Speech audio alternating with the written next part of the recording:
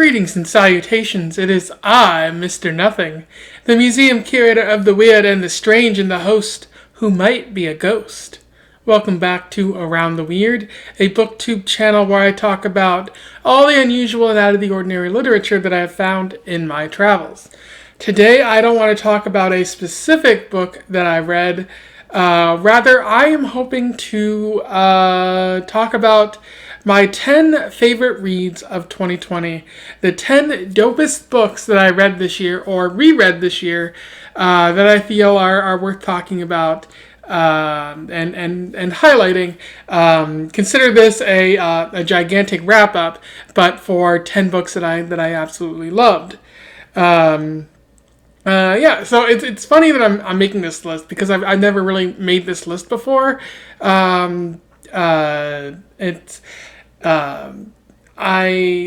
usually don't like catalog or rank the books that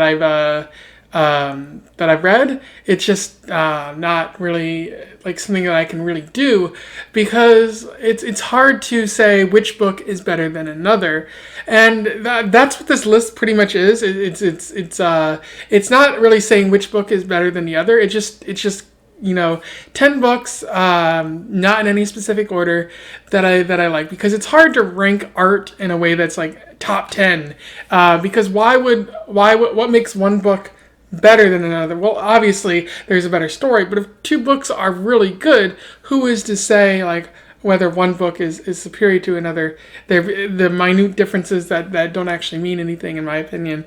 So just 10 books that I really loved, and that if you were to take anything from my channel this year, with this being a channel that I started this year in general back in May. If you were to take anything from it, it would be these 10 books, read one of them, and you'll get an understanding of maybe who I am, but you'd also be in a better place because these are some really quality books. So without further ado, let's catalog these books. I will try to show the cover if I have it, a physical copy, or I'll put like a picture somewhere here so that you can see what the cover looks like, because that is always fun too. The first book, if you've been paying attention these past couple months, you've probably heard me talk about this book in some form, at least once a week, where I talk about how it made me feel a lot of positive things, and it also made me somewhat angry.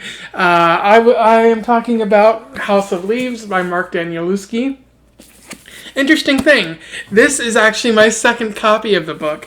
I did a Secret Santa thing this year, and on the Secret Santa list I was like, oh, I'm interested in strange and unusual books, and the book that they sent me was this, which I find to be funny because I already own a copy, and it seems like this book and me are kind of destined to be together in a weird way, which I think Noah from Everyone Who Reads It Must Converse would kind of laugh about.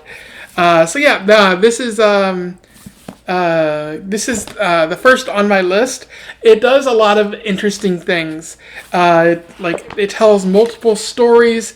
It uses a very bizarre and jarring structure, which is to its benefit and also to its own hindrance, because it makes like for a fascinating read, but it also kind of makes reading a chore at times, because you're trying to get through it, but you gotta like turn the book all sorts of ways to get the plot.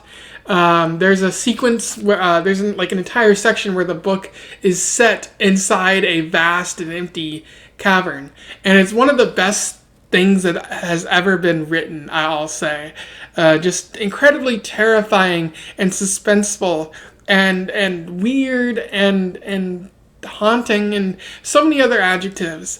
And it's Mark Z. Danielewski is really unparalleled as a writer, but he's also really arrogant as a writer.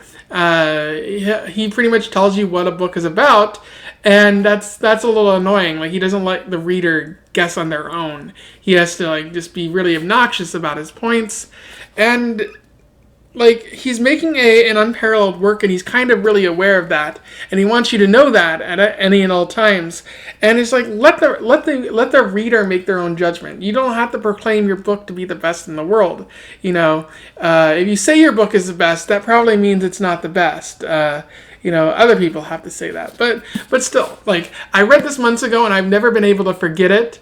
It's one of those books that, like, you got to reread multiple times to fully understand, and I don't think I'm fully going to understand this months later. So, a quality read, and one that I definitely recommend if you want something really different, and you're willing to withstand the unusual nature of it.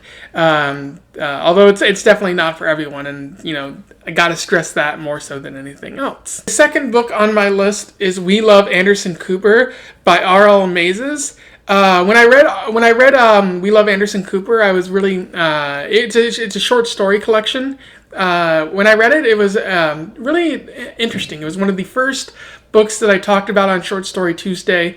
A wonderful short story collection that ranged from everything from tattoos to a woman reflecting on her failed wedding day to a Jewish teenager coming out at their bar mitzvah. A really solid collection of short stories that I think I love even more now that I've read R.L. Mazes' first book, Other People's Pets. I really liked that book, but it really made me appreciate her style of writing and how it really packs a punch in the short term. In the long term, it's fabulous, and she does some interesting things. But in the short term, she really shines. And I think she might be one of my authors to watch in the future because she's a new author. Like We Love Anderson Cooper was one of the first things that she got published, and Other People's Pets is her first book. So I want to see more of what she does because it's amazing, and it's it's fun and it's compelling to read. There's a lot of stuff that makes me made me pause to reflect and made me really want to read more as I went along. So We Love Anderson Cooper is a solid short story collection for 2020. Another book, or graphic novel, and I'm trying to keep the graphic novels to a minimum, but I feel like I'm going to talk about as many as I possibly can, is The Long Halloween by Jeff Loeb and company. I've really liked The Long Halloween more so than many of the other graphic novels because of how it presents Batman and how it presents the other characters in his life being sort of under his thumb in not a bad way, but his decision to be a superhero affects multiple lives, not just his own. It affects Catwoman, it affects Jim Gordon, it affects Harvey Dent, who eventually turned into Two-Face.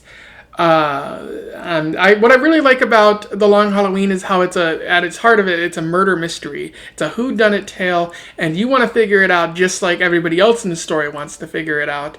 I feel like in terms of Batman, whodunit stories are a perfect fit for Batman, and so The Long Halloween is one of the best Batman stories because it plays to Batman's strengths. It's a detective story. He gets to beat up some people, and you get to see the inner workings of Bruce Wayne. So one of the better comics that I've read this year. So the fourth book, and one that shouldn't come as a surprise because I praised it a lot, is Stoner by John Williams. The story of William Stoner throughout his life is one that I feel is a really solid modern classic, contemporary classic. One that makes you think about your own life as you view William Stoner's life. Even though he is a non-confrontational protagonist, and he doesn't seem to live for much in his life outside of his work. you still understand a lot, and you still feel a lot of emotion and conflict in the book. It was definitely one of the more challenging things that I read because it gave me a lot to think about, and I'm not sure I fully comprehended it the first time I read it. So I'm gonna have to read it again down the road, which I look forward to. I understand that it's also not for everyone, as yeah, you really have two reactions with Stoner. The first is either this is a great book and a modern masterpiece, my reaction, or what am I reading? This guy doesn't do anything. It's all right. So like you either really love it or it's okay. And but I think because it produces those kinds of reactions, it's worth reading and worth checking out at least once. You're bound to discover something from this book, and I really want to check out more of John Williams's books, just because I want to see if he's done other things in the manner of Stoner. Maybe not the similar style of story, but can he produce the same emotion? Can he keep me hooked for the entire book? And that's something I'd want to see. So definitely recommend Stoner because of the emotions and the potential for his other stories there. The fifth book, which I decided I could only go with one Lord of the Rings book, which I read earlier this year, and I decided to pick book 6. The Return of the King, the final book in this series, the one where Frodo reluctantly casts the ring into Mount Doom, and you have the epilogue. And I'm not a big fan of the epilogue.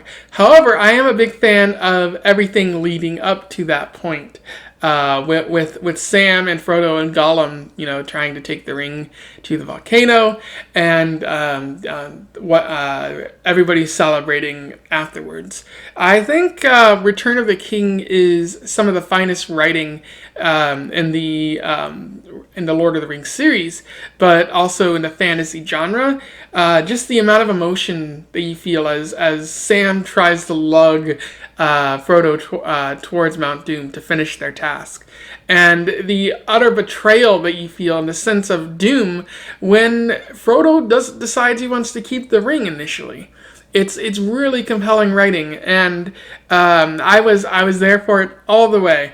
And the some of the parts of the epilogue don't necessarily hold up, but I feel based on the strengths of the early parts of the book alone, like it's absolutely worth checking out and deserves its place on this list. Number 6, I also decided to minimize my Steinbeck on this list. So the book that I'm going with is The Pearl.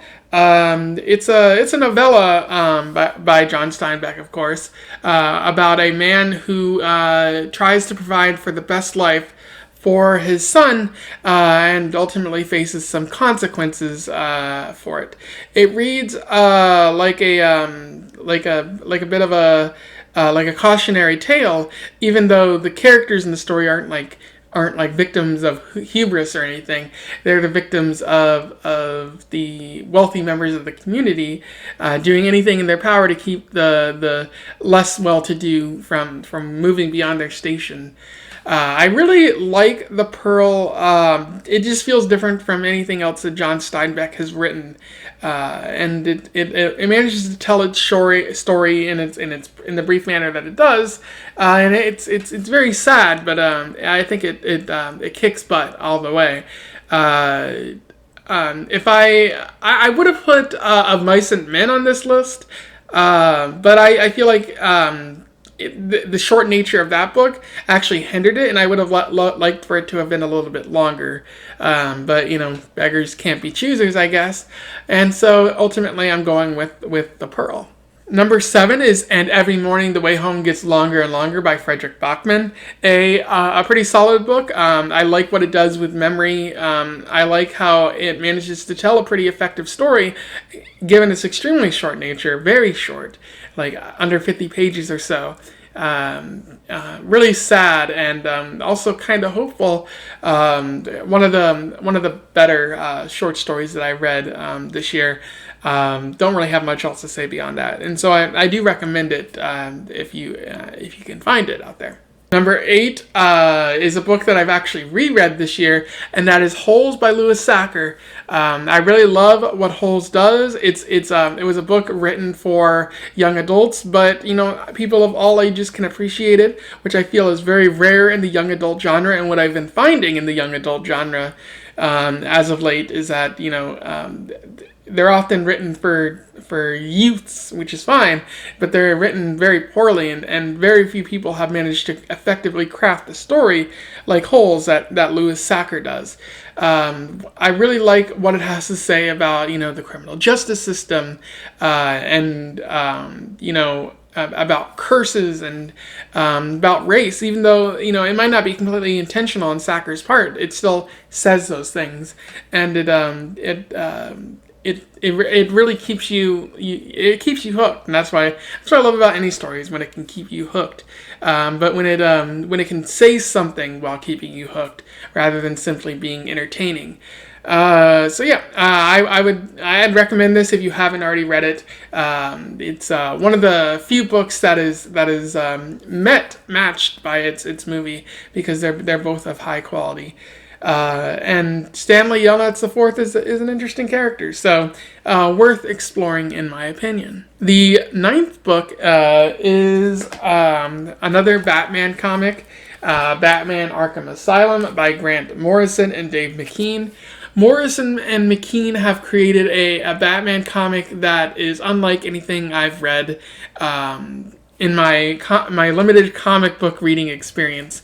A comic book with weird art and a bizarre story that stands out, and it raises a lot of questions about Batman. Like it unfolds Batman before our eyes, and explores like what it means to be Batman, who his villains are, and why Batman needs to fight at all. And it's one of the better comics that I read. So definitely worth checking out. It does get a little bit edgy at times. Like Joker's design is very bizarre and unusual, and I like it, but it's also kind of edgy, and it seems like they're trying to be a little cool or something like that. But still, I absolutely love this, and I want to find more comic books like this. And I heard that they might be making a sequel to it, which I would absolutely enjoy. So we'll see there. But yeah, this has earned a place on the list. The second comic book on the list, and there's only 2 of them, so really high praise for this book. The final book on my list is Slade House by David Mitchell. One of the biggest things this book has going against it is that it's connected to an existing mythology that David Mitchell has already written. So it's really hard to get into for that reason alone. But it's really easy to ignore that existing mythology, because David Mitchell has created a standalone story in that universe that he's created. And it's a really compelling haunted house story that doesn't play out like most haunted house stories. It's kind of like a reverse, where rather than wanting to get out, the ghosts are staying in, and they're luring people in for nefarious reasons rather than to simply keep people out. And it's one of the more creepier books that I've read. One that caused my hair to stand up on edge, and made my Halloween all the better for having read it. One of the best parts is in the middle of the book, where one of the characters learns that they're learning a lot about the history of this house, and then they ultimately learn that they were already in the house, and that this is sort of like a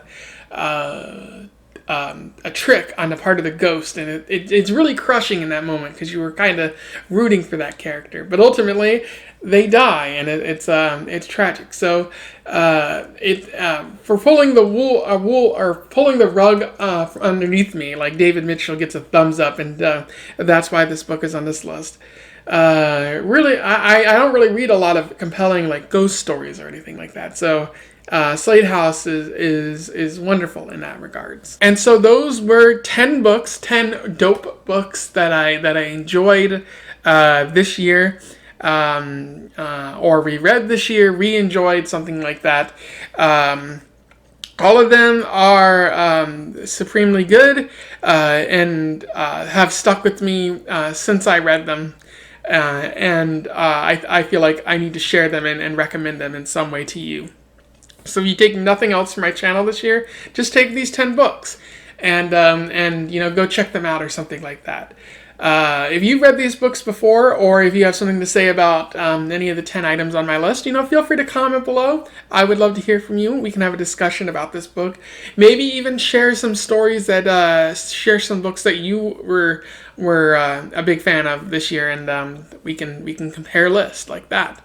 Otherwise, don't forget to like, share, and subscribe so that other people can find out about good books instead of talking about the negative books that I hated, which I've been doing so much of. We can talk about some really good ones. And in the meantime, I wish you the best of luck in your weird and bookish travels. Farewell.